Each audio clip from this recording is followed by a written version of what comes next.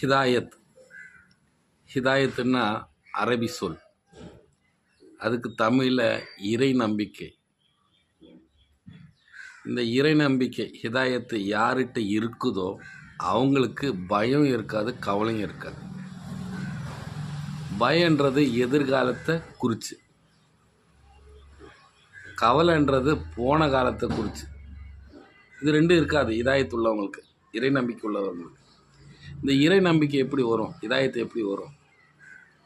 இறைவன் இட்ட கட்டளைப்படி வாழ்ந்தால் வரும். அந்த கட்டளையில் முதல் கட்டளை 5 வேளை தொழுகை.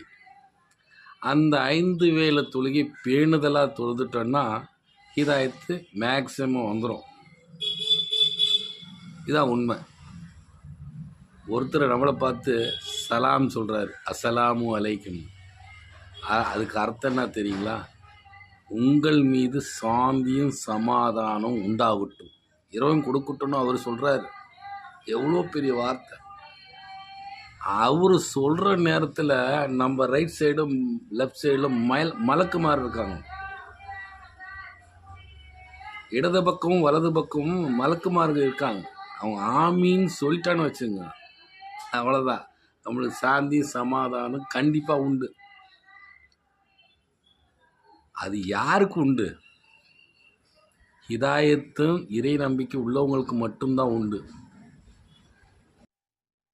இறை நம்பிக்கையாளர்களுக்கு பயமும் கவலையும் இல்லை.